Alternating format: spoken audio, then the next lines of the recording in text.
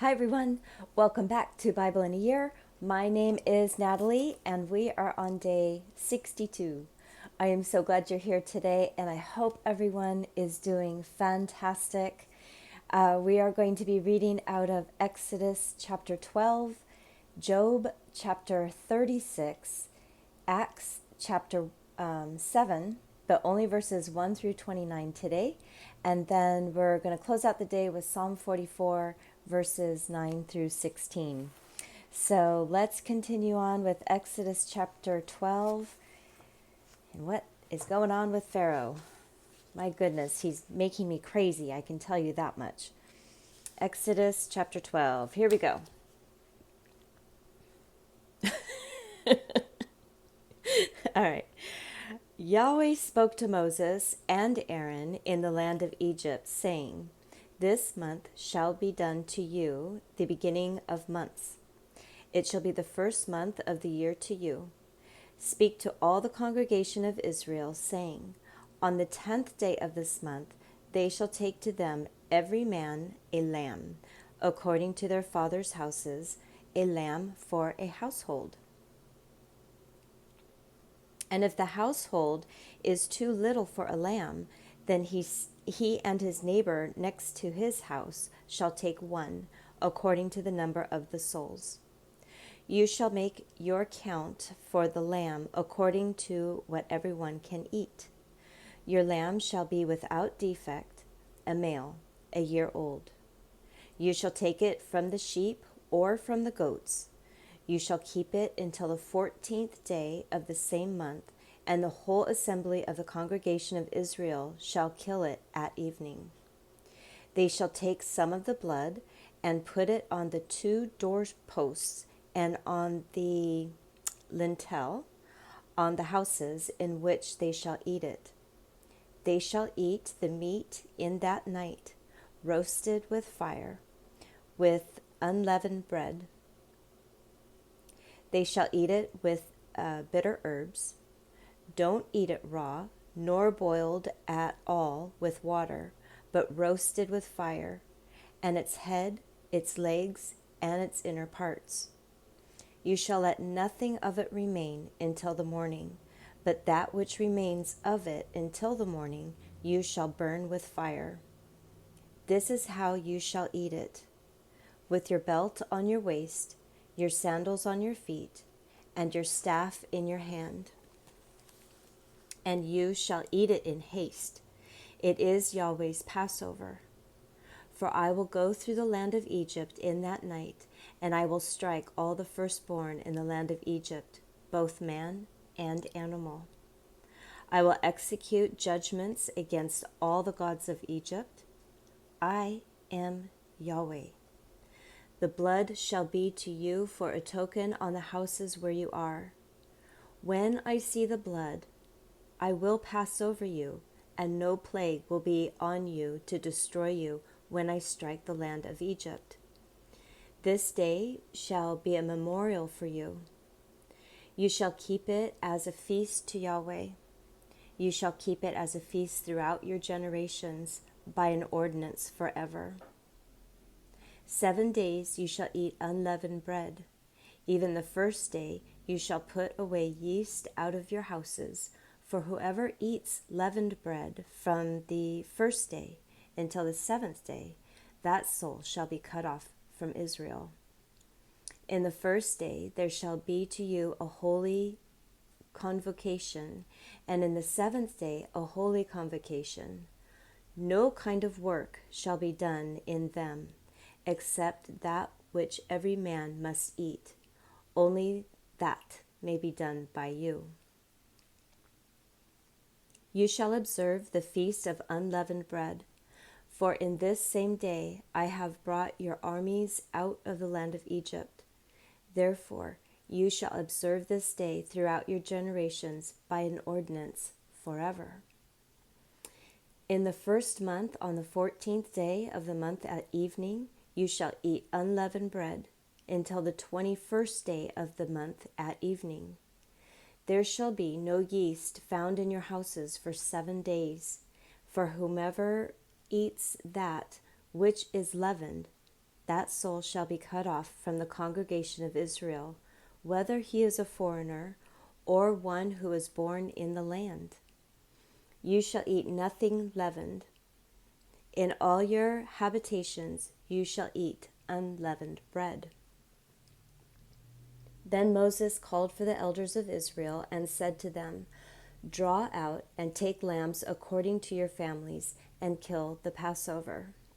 You shall take a bunch of hyssop and dip it in the blood that is in the basin, and strike the lintel and the 2 doorposts with the blood that is in the basin. None of you shall go out of the door of the house until the morning. For Yahweh will pass through to strike the Egyptians, and when he sees the blood on the lintel and on the 2 doorposts, Yahweh will pass over the door, and will not allow the destroyer to come into your houses to strike you. You shall observe this thing for an ordinance to you and to your sons forever. It shall happen when you have come to the land which Yahweh will give you, as he promised, that you shall keep this service. It will happen when your children ask you, What do you mean by this service? That you shall say, It is the sacrifice of Yahweh's Passover, who passed over the houses of the children of Israel in Egypt when he struck the Egyptians and spared our houses. The people bowed their heads and worshipped. The children of Israel went and did so, as Yahweh had commanded Moses and Aaron, so they did. At midnight, Yahweh struck all the firstborn in the land of Egypt, from the firstborn of Pharaoh, who sat on his throne, to the firstborn of the captive who was in the dungeon, and all the firstborn of livestock. Pharaoh rose up in the night, he and all his servants and all the Egyptians, and there was a great cry in Egypt, for there was not a house where there was not one dead. He called for Moses and Aaron by night and said, Rise up, get out from among my people, both you and the children of Israel, and go, serve Yahweh as you have said. Take both your flocks and your herds as you have said, and be gone, and bless me also. The Egyptians were urgent with the people to send them out of the land in haste, for they said, We are all dead men. The people took their dough before it was leavened, their kneading troughs being bound up in their clothes on their shoulders. The children of Israel did according to the word of Moses, and they asked of the Egyptians jewels of silver and jewels of gold and clothing. Yahweh gave the people favor in the sight of the Egyptians, so that they let them have what they asked. They plundered the Egyptians. The children of Israel traveled from Ramses to Succoth, about 600,000 on foot, who were men in addition to children. A mixed multitude went up also with them, with flocks, herds, and even very much livestock. They baked unleavened cakes of the dough which they brought out of Egypt, for it wasn't leavened, because they were thrust out of Egypt and couldn't wait, and they had not prepared any food for themselves.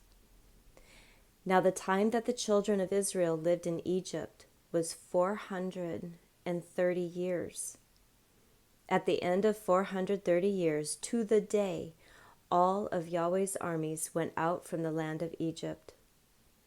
It was a night to be much observed to Yahweh for bringing them out from the land of Egypt. This is that night of Yahweh to be much observed by all the children of Israel throughout their generations. Yahweh said to Moses and Aaron, This is the ordinance of the Passover. No foreigner shall eat of it, but every man's servant who is bought for money, when you have circumcised him, then shall he eat of it. A foreigner and a hired servant shall not eat of it. It must be eaten in one house. You shall not carry any of the meal outside of the house. Do not break any of its bones. All the congregation of Israel shall keep it. When a stranger lives as a foreigner with you and would like to keep the Passover to Yahweh, let all his males be circumcised, and then let him come near and keep it. He shall be as one who is born in the land, but no uncircumcised person shall eat of it. One law shall be to him who is born at home, and to the stranger who lives as a foreigner among you. All the children of Israel did so, as Yahweh commanded Moses and Aaron, so they did. That same day, Yahweh brought the children of Israel out of the land of Egypt by their armies.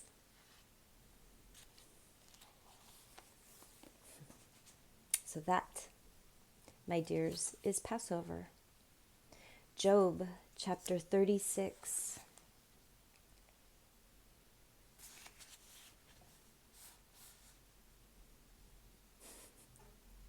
Elihu, he was quiet for so long, and now he won't stop talking.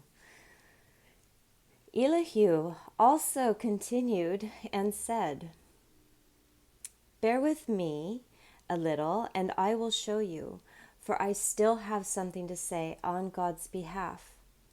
I will get my knowledge from afar, and will ascribe righteousness to my Maker, for truly my words are not false. One who is perfect in knowledge is with you. Behold, God is mighty and doesn't despise anyone. He is mighty in strength of understanding. He doesn't preserve the life of the wicked, but gives justice to the afflicted. He doesn't withdraw his eyes from the righteous, but with kings on the throne, he sets them forever, and they are exalted. If they are bound in fetters and are taken in the cords of afflictions, then he shows them their work, and on their transgressions they have behaved themselves proudly. He also opens their ears to instruction and commands that they return from iniquity. If they listen and serve him, they will spend their days in prosperity and their years in pleasures. But if they don't listen to him, they will perish by the sword. They will die without knowledge. But those who are godless in heart lay up anger. They don't cry for help when he binds them. They die in youth. Their life perishes among the unclean. He delivers the afflicted by their affliction and opens their ear in oppression. Yes, he would have allured you out of distress into a wide place where there is no restriction. That which is set on your table would be full of fatness. But you are full in the judgment of the wicked. Judgment and justice take hold of you. Don't let riches entice you to wrath, neither let the great size of a bribe turn you aside. Would your wealth sustain you in distress, or all the might of your strength? Don't desire the night when people are cut off in their place. Take heed, don't regard iniquity, for you have chosen this rather than affliction. Behold, God is exalted in his power. Who is a teacher like him? Who has prescribed his way for him? Or who can say, you have committed unrighteousness? Remember that you magnify his work about which men have sung. All men have looked on it. Man sees it afar off. Behold, God is great, and we don't know him. The number of his years is unsearchable, for he draws up the drops of water, which distill in rain from his vapor, which the skies pour down, and which drop on man abundantly.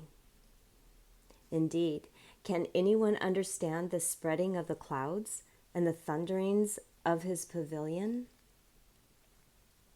Behold, he spreads his light around him. He covers the bottom of the sea. For by these he judges the people. He gives food in abundance. He covers his hands with the lightning and commands it to strike the mark. Its noise tells about him, and the livestock also concerning the storm that comes up.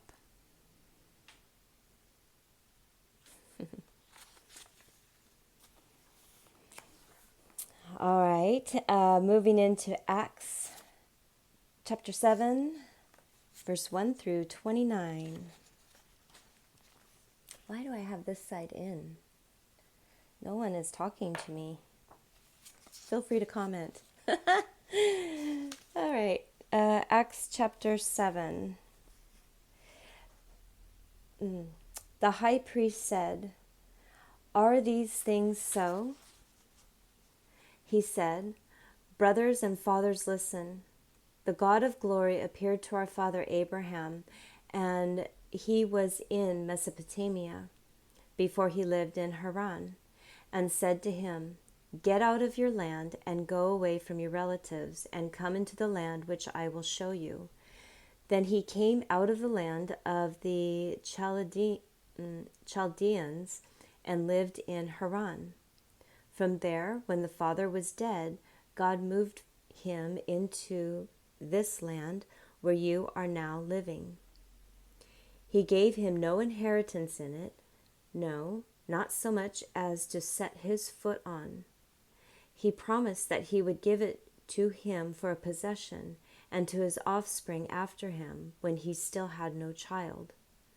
God spoke in this way, that his offspring would live as aliens in a strange land, and that they would be enslaved and mistreated for 400 years.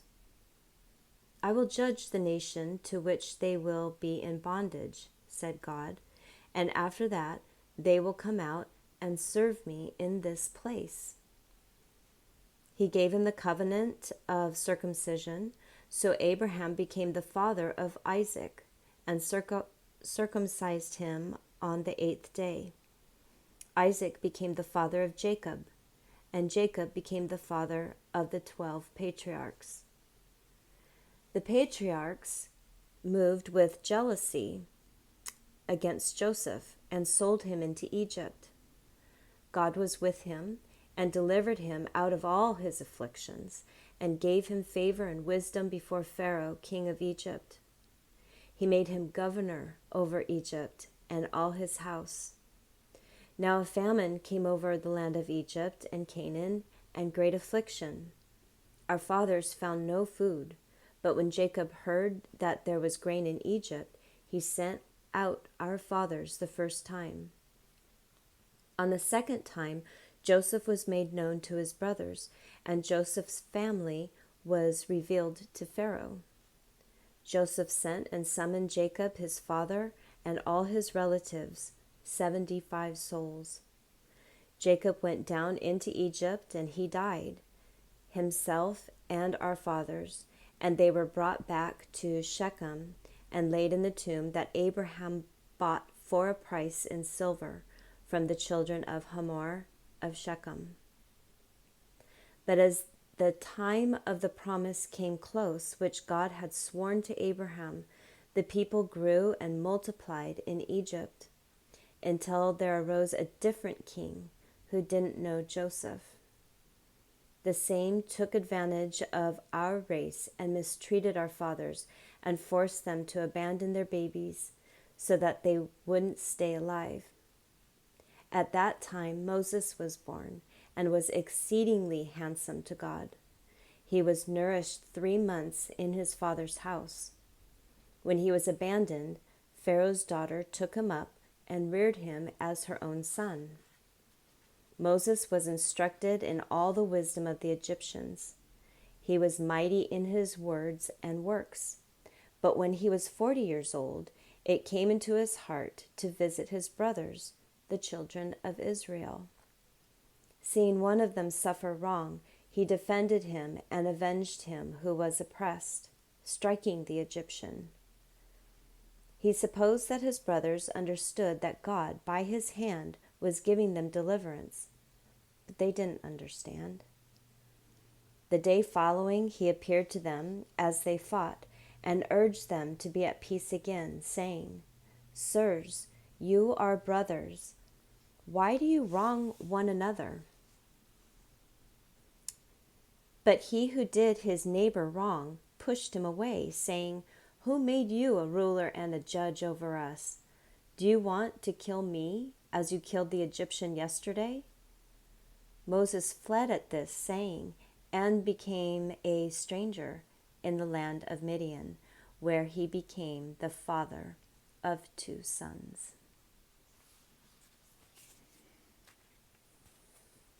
We'll finish that one tomorrow. We read all of that just maybe a week or so ago. And here it is in the New Testament, how they are reflecting on their own history. So it just kind of feels like, it's not a story. It is their history, and it did happen.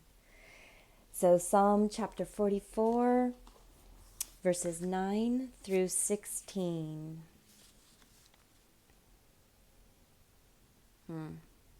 But now you rejected us and brought us to dishonor, and don't go out with our armies. You make us turn back from the adversary. Those who hate us take plunder for themselves. You have made us like sheep for food, and have scattered us among the nations. You sell your people for nothing, and you have gained nothing from their sale. You make us a reproach to our neighbors, a scoffing and a derision to those who are around us. You make us a byword among the nations, a shaking of the head among the peoples. All day long my dishonor is before me, and shame covers my face at the taunt of one who reproaches and verbally abuses, because of the enemy and the avenger. Well, that was not a nice psalm to end on. Thank you very much. But yeah, it happens. It does happen where people can just be bearing down on us, and God does allow it. Just because we're in relationship with Jesus does not mean that our lives are all daisies and roses and everybody loves us. We are in relationship because of the exact opposite. Because life is difficult. People can be difficult. And we hold on to our relationship with Jesus, and we let Him and His love shine through us to the best of our ability. I'll tell you what, I have failed several times this week. My poor mechanic. I'm so ashamed of how I was not showing the love of Jesus. Anyways, we'll be visiting with them again today. So have a wonderful day, everybody. Thank you so much for joining me. Please come back for tomorrow, which will be day 63. And we will see you tomorrow. Bye.